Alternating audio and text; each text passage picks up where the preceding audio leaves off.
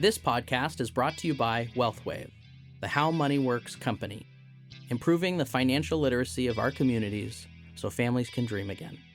To learn more, visit wealthwave.com/Austin Hogan. Hello, I am Amy Torres. I am founder and executive director of Paul's Play Support for Families, and you're listening to our new podcast, Embracing Adversity. Today we are speaking with Jennifer Norris-Hale with Mission Motherhood about her story and how she got through her adversity and words of wisdom she can provide to anyone else out there who might be going through something similar. Today we'll actually look more deeply about self-talk. Very important for mothers, for everyone really, but especially important for mothers, new mothers. So we'll just kind of kick it off, Jennifer, and thank you for coming today, and I appreciate all your support for Paul's Place. Absolutely. Thank you for having me. We have to support each other. Yes, yes we do. Good. So tell me a little bit, are you born here in Fort Wayne, or where are you originally from? Yep, I was born and raised in Fort Wayne, moved out to New York, and then moved back when I had my own family. Okay. Wow, nice. Okay. So what, I'll just let you go ahead and talk about what you want to, how your adversity, your challenge in life came out and what you did through it, and go from there. Okay, awesome. When I was born here, I wanted to go out to New York because I wanted a career. I was studying apparel merchandising at IU, and Chicago wasn't big enough. I just wanted to go big. So I had my eyes set on New York when I was going through school. I interned there. I was terrified the whole summer. Wow. Because it was I thought I bit off more than I can chew, and I made some really good friends at that time. And eventually just made the decision, I wanted to go there, start my career, and just see what happens. Sure. So I had no really intention when I went out to start my job or my career to have a family. That was not my goal in life. Right. That was not, I just wanted to travel and be successful and, see what happens. So I was there for about 5 years. Yeah, about 4 or 5 years. And I was traveling, I was doing everything. Fell in love. We ended up having our first son. And I was, it was just something that I just really wasn't prepared for. I wasn't prepared. I didn't have the mindset initially. And then when I found out that I was pregnant, I was just really scared. I didn't have my family surrounding me. I had my partner's family, who was wonderful. And they were super supportive. But I didn't have my village and my support. Right. But I was excited because I was going to be a mom and, that's a whole new identity. But it was crazy. It was going from somebody who had a career and everything was very structured to thinking that I could structure out motherhood. It was not going to happen. Right. And I learned that very quickly, quickly. So the pregnancy was good.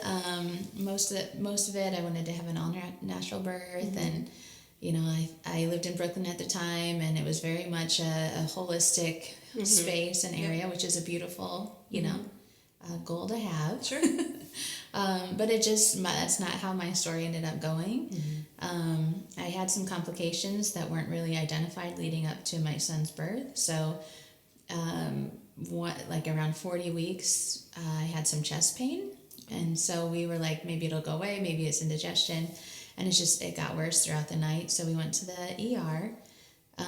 Everyone thought it was chest pain. So they gave me medicine. It went away. And the midwife on staff told us, let's just do a quick blood work before we released you. And sure enough, I had preeclampsia and HELLP syndrome, which both can cause seizures and a lot of other serious complications, even death. So the best thing to do is obviously have the baby. Right, give birth. So they started the induction. In my story, I never proceeded. It never happened. Progress. Right? Failure to progress. Right. We need to come up with better terms, but maybe that's another conversation.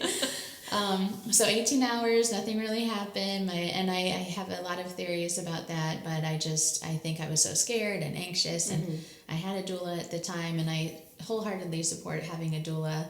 the doula that I had was extremely non-supportive, and so I always think about that as well, because it just goes to show that how you need people, and I don't know. Sure, no, that totally makes sense. You just really need people to support you, and she wasn't somebody that I trusted to be there, wasn't there, and that just kind of added on to snowballed everything. Yeah, everything.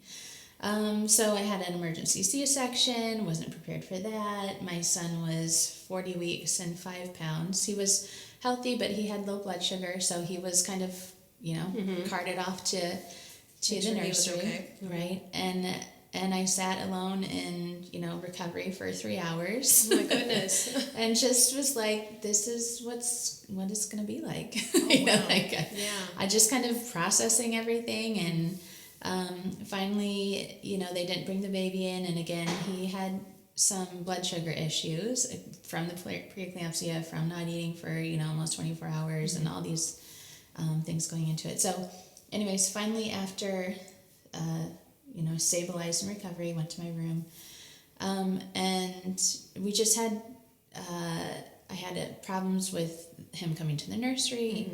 I had issues with a nurse at the, when they finally brought him to the nursery.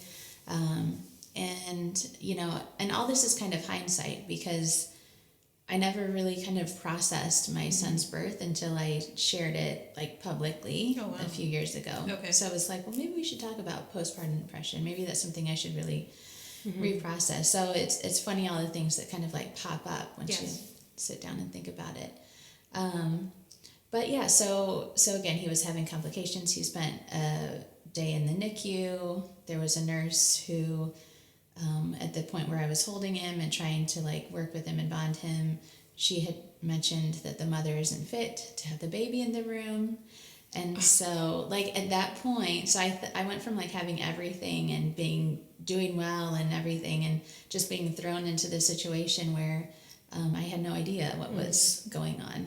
I couldn't control anything. Yeah. I didn't know what to expect. I didn't know what was acceptable. I didn't know how to advocate for myself. And so it was just a completely new situation. And so that phrase never really, it did stick with me, because obviously 11 years later, I'm still talking about it. Sure. I don't think that the nurse was ill-intentioned in saying that. I don't think she had words, or, she was kind of not the sweetest nurse. Not the best bedside manners. Not the best bedside manner, but I don't think that she had any ill intention. Sure. But the phrase stuck with me no less. So, that's kind of where that story begins. And so I had trouble. So I had the C-section, I had trouble breastfeeding. I wanted one thing that I planned on to go right. Right. And my son was healthy and happy once they got him, regulated. And we went home, and I just couldn't figure out how to do this career motherhood thing. And so I put a lot of stress on myself to figure it out. I put a lot of stress on my family to, do it my way, because I had lost control or the plan so many times that I just wanted to just focus on something. Try to regain a little bit of control. Right. And and from there it was just I threw myself back into work. I loved my son, and I love him still very deeply, but I think the interesting thing about postpartum depression and kind of talking about self-talk is that it doesn't, postpartum depression and anxiety and even psychosis, they don't listen to anybody. You're telling yourself, I'm not a good enough mother, I'm not bonding with my child doesn't want to be with me. You're telling yourself all these things that you then continue to validate through experiences. And so they're just so untrue.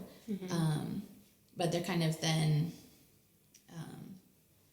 even your outside, at that time, Facebook had just kind of really taken off as far as sharing all your public, information.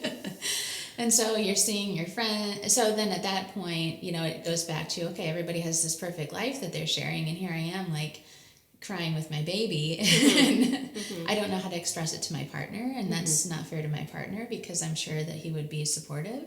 But I didn't know how to express it. I didn't have the words except the negative talk that I was telling myself. So the only thing that made me feel better was working. So I went back to work. I was very committed to it, and still trying to kind of like cover up this loss that I felt from the experience of the birth, and then not trying to figure out like what motherhood really looks like for me. So I had a few incidences of, I had 2 panic attacks, probably over a year and a half. They were both, like I went to the ER and I was treated for dehydration for both of them, but nobody really thought to ask, like, how are you doing? Like, okay, this lady's a new mom. They just went for the physical. Okay. And I was even seeing a therapist at the time, so that's something else to mention. But we weren't addressing the issues that were really creating my anxiety. You know, you can kind of guide the conversation, and maybe she had tried to, I don't remember. But there was some, like, you know, underlying issues that I hadn't addressed. And another thing that motherhood brings up is all of your underlying issues kind of come to the surface. And so on top of trying to find out what your identity is, you're reliving some, maybe past childhood trauma, trying to grasp onto what's next, and it's just this whole whirlwind that you really not prepared for, or we don't prepare our moms enough for.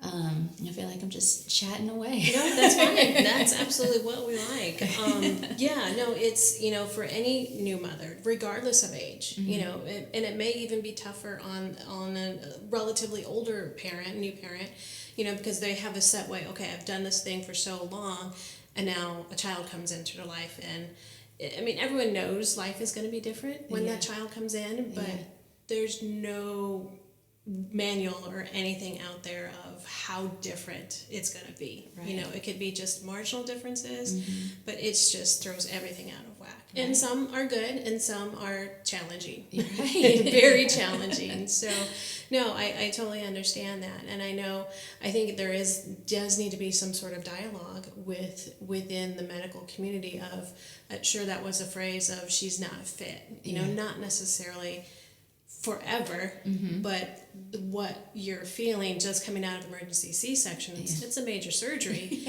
You know, she may not, you know, you may not be, maybe not necessarily fit, but you can't handle that at that time. And exactly. And I'm sure that's just a medical terminology that they use, but, you know, for us individuals that are hearing that may not comprehend or understand that that's not, you know, forever. You know, so, exactly. And it's, when you have a plan of everything wanting to go and nothing goes that way, it's extremely frustrating. And you think, okay, what did I do wrong? And so that's exactly where that self-talk comes in. It's not necessarily what you did wrong, it's just how things are happening, and you have no control over that.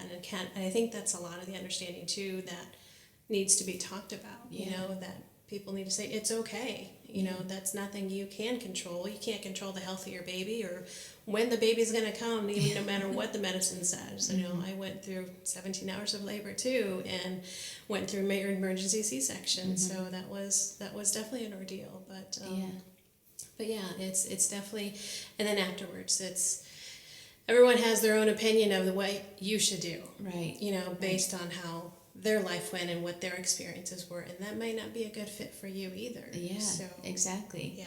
It was very different mindsets coming from, you know, working in New York and then having my family here thinking like, why aren't you staying at home? Why aren't you taking care of the baby? And like, I just knew that wasn't something that was in the cards for me, you know, that wouldn't be what, you know, being a mother is extremely fulfilling, obviously. You know, I've gone through all this, and I'm still, you know, I still love being a mom, but it's really about finding your voice and finding what makes you happy. And if working outside the home is really what makes you happy and makes you a better mom, then try to find a way to do that. Or if staying at home is really what fills your cup, then do that. And so that's the biggest disconnect, is that one of the things that I've been talking about or just read recently this week was how modern society wasn't set up for modern motherhood.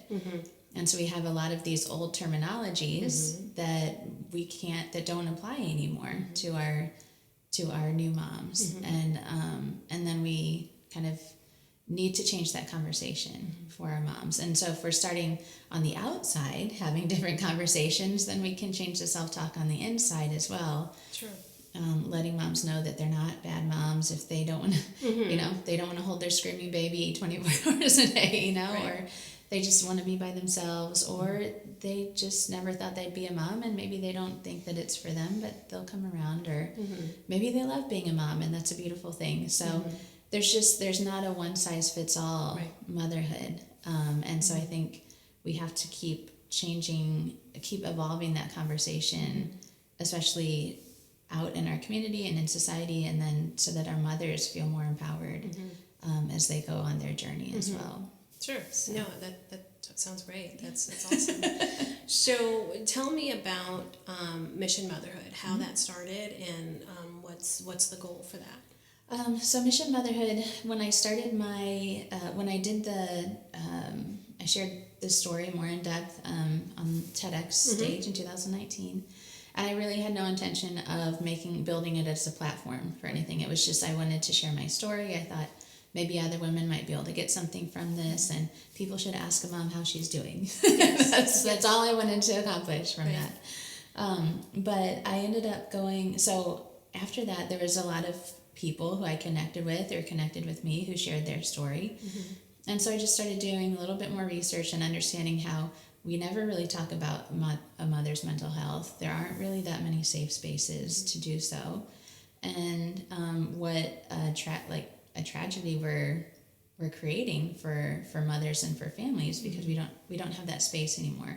And going back to, we don't have the village. Like I was the youngest, so I was never really around kids. So I never saw anyone really take care of kids. And so even just learning how to manage my own child was something that I had to completely learn. And I had a wonderful mother-in-law as well who was wonderful. And I say this a lot, but I learned how to love my son and bond with my son outwardly because of what she showed me. And so we don't have that set up anymore. And so when I started just doing more research and talking more about where there were gaps in the community, one of those was just, creating safe spaces for moms and creating a voice or a platform for moms to share in. So we started support groups, and those support groups are interesting because it's very much word of mouth. Mental health is very stigmatized in the Midwest, and especially for mothers. And so sometimes we'll have women show up, sometimes somebody's not showing up, and so it is what it is. But more than not, support group is really an outward showing of you're not alone. Whether anyone comes or a whole group of people come, if a mom just knows that, oh my God, there's people who also need to talk about this, then that can just be in itself be a game changer. So we started with support groups, and that's been a great experience. Partnering with Courageous Healing, we utilize a curriculum-based group for that as well. And that's really focused on minority mental health, but it's for moms prenatal up to 3 years. Because, research studies show, they used to say, okay, postpartum depression cuts off at 1 year. No, it doesn't. It doesn't follow those guidelines. So we say, okay, research shows 3 years, I couldn't even identify myself as having postpartum depression until my second son was born, and I compared his birth experience, which was, I felt like a superwoman compared to the trauma of my first one. And I was like, something is really wrong here. So we want to have women be able to understand their mental health, understand how important it is for them to feel healthy as they bond with their child. And that curriculum goes through all of that. So inner dialogue, outer experience, and how we really control our moods throughout the day. And then creating a safe space for those women to chat as well. Sure. And then we have our RAISE retreats. So the RAISE stands for Reverence, Awareness, Inclusion, Support, and Education. And those are in partnership with Bridge of Grace. Okay. And we do them quarterly. We've just started, we had one in November, but we've had 2 this year, and we'll have 2 more. But those just, I really want to focus on the southeast side of Fort Wayne and being able to provide moms there with access to information, education, improving their self-talk, and giving them a day for just themselves. So we provide daycare, we provide lunch, anything you want, we have it. We just want to make sure that you know that you are seen, and we want to include you in everything that's going on. Sure. And then we have with Associated Churches, and this has just been over the past year and a half. Wow, you've been busy. 2020, I don't sit still very well. Yes, no, so I get it. I right? don't either. 2020 was like I could not sit still. Yeah. But all great things, because I made wonderful partnerships, and through that, with Associated Churches, I really want to focus on community and being able to help women in the community connect with women who might need support. Okay. And so we have the Just Between Mothers program, and that's a motherhood mentorship program where we match moms with women in the community as well. So we've just been real busy. Yeah, it sounds like it. Just as busy as I have. Yeah, I know. I'm glad we found the time to talk today. Yes. That's wonderful. I love the programs you have there. I think, when my little ones were smaller, I remember there was these mom groups that came up, all over Facebook, all over social media. They had these mom groups, but I went to 1 or 2 of them, but it was more of like, okay, well, this is what we're doing, and this is our family doing. So it just seemed more like trying to keep up with the Joneses, and like show, I have the best child here, or this is what my kids are doing, just more of like trophy style thing. Right. And I'm like, that's not necessarily what these mom groups should be. So I'm glad that there's educational programs that you're providing and bringing to the community to show, okay, when moms get together, it shouldn't be that. It should be more of, okay, what do you need help with? Right. Sometimes, my mom was just like, okay, I'm coming over cleaning the house and making dinner, and that's it. And sometimes that's all we need. It's just that little bit of help. So, so yeah, she was definitely a great help. When my kids were infants, and to have that family or that community aspect there. It's great if you have family or your partner's family is there to do that, but there's lots of people that don't have that and are strong enough and brave enough to do it on their own. Exactly. More power to you, but yeah. Well, and that's a really great point, because motherhood, we were never meant to do it alone. Yeah. Like, we were never meant to do it. And so somewhere along the lines, and I don't know where yet, I'm still researching. Somewhere along the lines, we were told we need to do it alone, and asking for help means you're not a good mom. And those are the things that we tell ourselves or that we get from the outside. And that's just, it's so far from the truth. And I have those same internal conversations, so I'm just as guilty or wherever. Right. I'm right there with you. Right. But it was just, we have to reprogram and rethink to ourselves that our moms need support, and that could be meals or popping over, and that doesn't mean shaming each other, whether that's publicly or privately, but really just supporting each other no matter where we're at, because that's what motherhood was supposed to be about. Not comparing ourselves or comparing our children or making tough choices for our family, and not having the support that we need in the workplace, and I could go on and on and on. Right. It's a whole laundry list of things. But at the end of the day, the most simple thing is that we need to come together as a community and support our moms, and it's not just about the child. And obviously we want to focus on the children, but if we're not taking care of mom, we're not taking care of our kids. So it's just very simple. Yeah, no, I totally understand that. I totally agree. So that's great. I mean, you've got wonderful programs put in place, while everyone was supposed to be sitting still in 2020, I know I launched a bunch of stuff and fruition now with it all. And so you're seeing the same thing. That's great. And I see that, as mothers and as women, we want to be able to do it all, right? With no help. And that's one of the hardest things for me is asking for help. And, that's a lot of self-talk there too that needs to be done. You don't have to do it alone. You don't have to raise the child alone. You don't have to work your career and, neglect the kids or, whatever.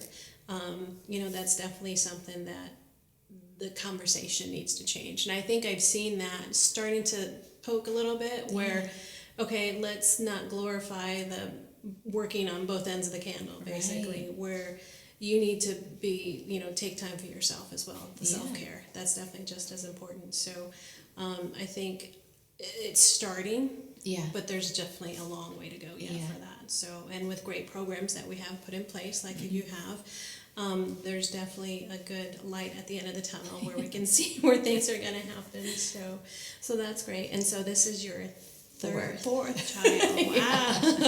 Yes, and it's a boy, and I have 4 boys. I will have 4 boys. But my thing is also, just gotta teach our boys how they need to have and hear the same change in conversation because I want to raise a supportive and good partner to whoever they end up with, and that means helping support her. It's not just about women go out and do everything you can, and it's about working together, and that's where we're at. And it's the long game. Yes. We're not in this, I wholeheartedly believe we're not changing anything overnight. No, that's setting up for failure, I think. Yeah. Well, good. Any future items coming up for Mission Motherhood right now? Well, right now we're working on a diaper bank and pantry network. Okay. So we have, we are facilitating a diaper drive. Donations will also go towards the purchase of diapers. But the intention with that is meeting families where they're at. Okay. So it's not just about, again, in the community, there are very little pockets of where maybe someone in need might receive diapers for free, but that could be expanded on greatly. Sure. And so with other collaborations that we're working on right now, we want to be able to provide pantries, diaper pantries for families who just need pack of diapers to get them to the next paycheck. Right. I've been there, plenty of people are there, and plenty of people who don't qualify for state and federal resources they miss out, or they don't have those opportunities. And so just trying to remove stressors in families so that, if they don't have to spend that money on diapers, maybe they can put it towards something else, or maybe they just don't have to stress out for diapers that week. Yeah. Right. Especially for our working families. Yes. So, especially after this last year. Right. Yeah. Yeah. We just need to help, if we can, my biggest thing is if you can help, then we should be helping. And right now I'm in the season of life where I can really try and support and, plant these seeds and develop the programs. And so that's what I'm all about. That's awesome.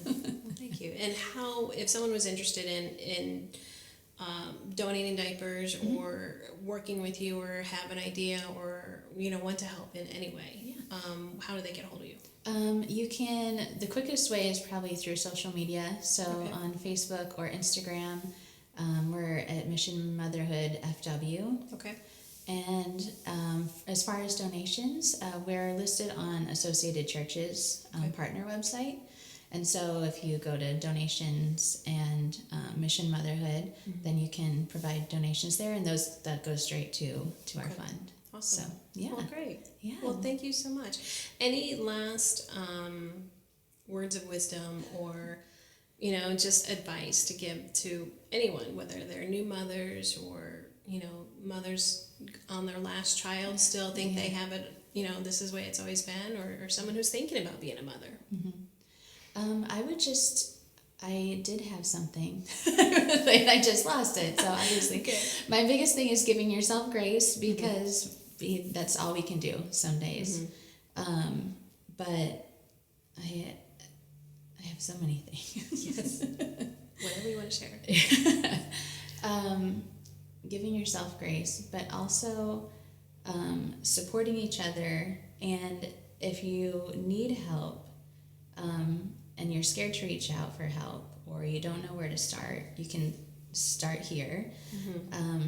You can start with a family member, you can start with your doctor, wherever you feel comfortable. And if you don't feel like you are not getting the support that you need, then keep going, because just one person might have the wrong intention, or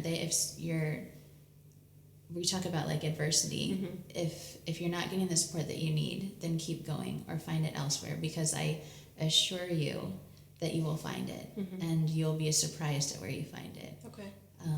So for any moms who are scared to reach out, I just would encourage you to find a resource, whether that's within your own circle, whether that's reaching out to us or another organization. But all mothers should be supported, and that there's no shame in asking for help. Okay. Well, good. Well, good. Well, awesome. Well, thank you so much, Jennifer, for coming out and sharing your story with us. I know sometimes it can be difficult, but it's definitely very fruitful for us and for those out there who might, be able to latch on and understand that and get that little point of inspiration, or know of someone who needs a little bit of inspiration too. Right. So thank you so much for what you're doing in the community. I appreciate you. And good luck to everything you're doing and working on, and let me know how I can help too. Absolutely. Well, thank you. This was a great start, and likewise. All right. Well, thank you. Thank you so much for joining us for Embracing Adversity podcast. Sitting here talking with Jennifer Norris-Hale with Mission Motherhood. If you have any questions, feel free to reach out to my website or her website as well, or social media. We will be back in 2 weeks talking with more inspiring stories for families going through adversity. In the meantime, you can check us out at paulsplace.org. Thank you. If your saving for retirement strategy involves the phrase, "I'll get around to it someday," we need to talk. Hi, I'm Gwen Rupert, Edward Jones Financial Advisor. When it comes to meeting your goals, time can be on your side, and there's no better time than now to get started towards your retirement goals. Stop by our office at 14413 Illinois Road in Southwest Fort Wayne, or give us a call at 260-625-3524.